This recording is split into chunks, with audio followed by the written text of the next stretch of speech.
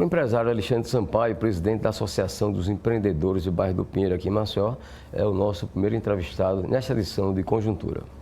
Alexandre, obrigado pela presença, bem-vindo aqui à nossa Conjuntura.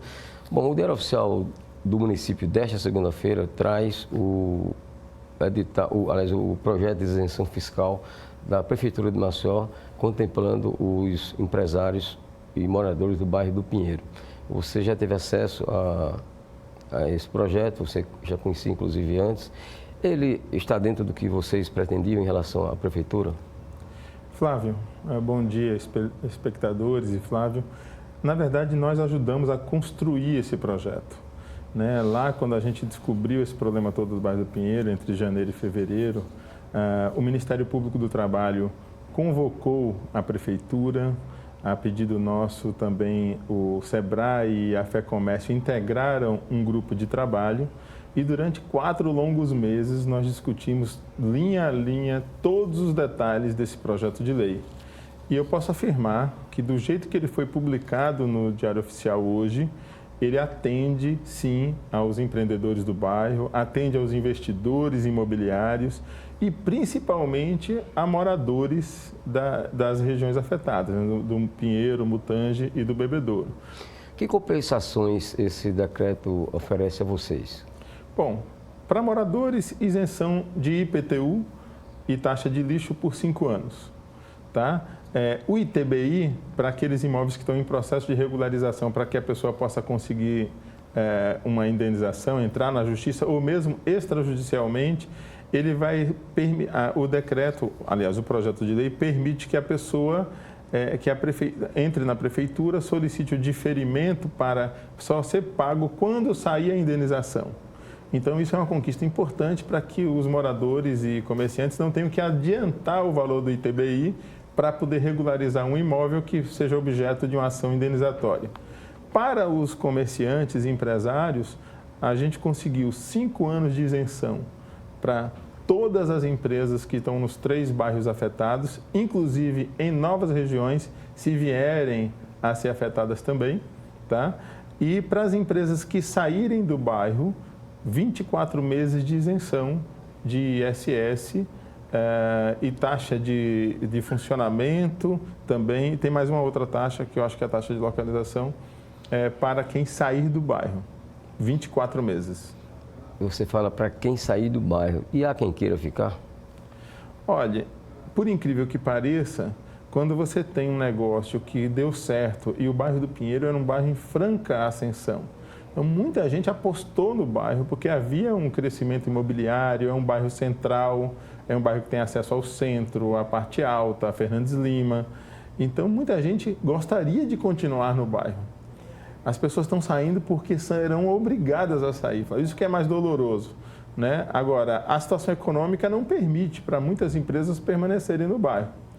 Então, a Prefeitura entendeu que a afetação econômica ela é generalizada. Então, não definiu limites, isso foi uma conquista nossa, porque no primeiro momento havia limites que estavam muito ligados aos limites geológicos, ao mapa. Hoje não, esse projeto de lei atende sim aos empreendedores do bairro, do Pinheiro, Mutange e Bebedouro, porque ele generaliza a questão da afetação econômica, independente de você estar na área A, B ou C. Você teve acesso àquele mapa que foi divulgado pela Prefeitura semana passada? Sim.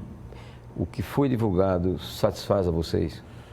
Olha, nada do que está acontecendo satisfaz aos empreendedores e aos moradores, né? A gente está sendo tomado por um problema que é único no Brasil, talvez o problema mais grave, o estado de calamidade mais grave que o país inteiro já teve notícia e que já está enfrentando, né?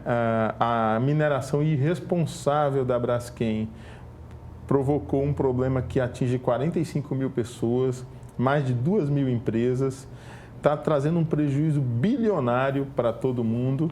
Então, ninguém está satisfeito, na verdade, com isso. O mapa, ele foi confuso.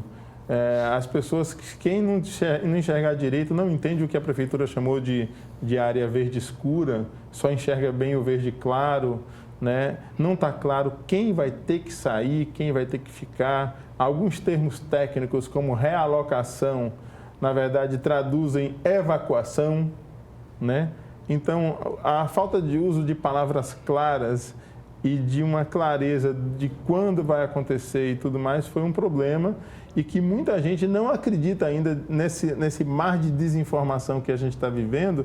Muita gente não está acreditando o que realmente está acontecendo no bairro até o presente momento.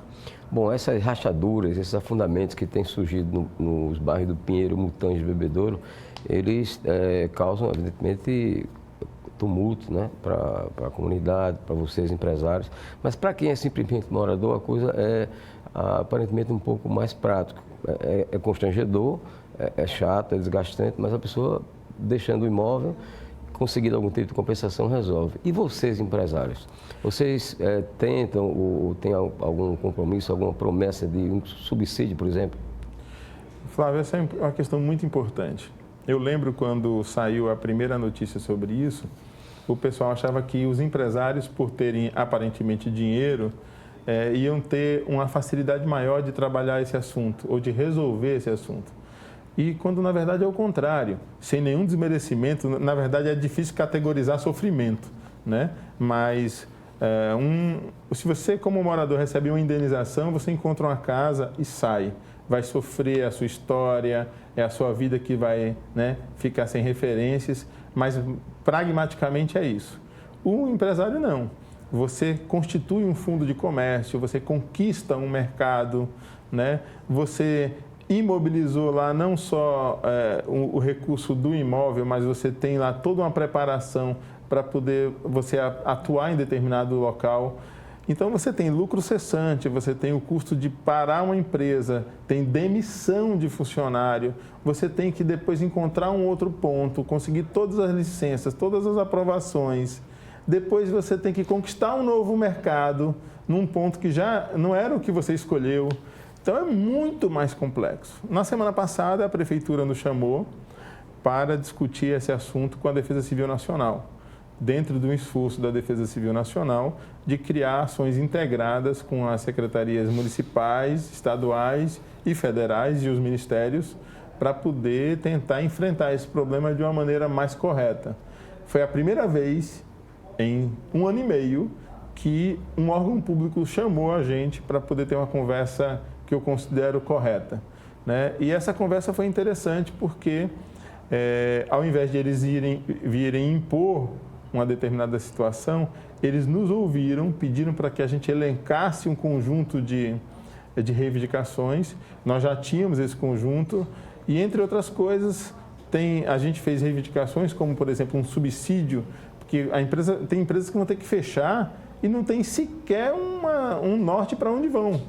E 90%, na verdade 95% dos empresários dependem exclusivamente dos negócios do bairro.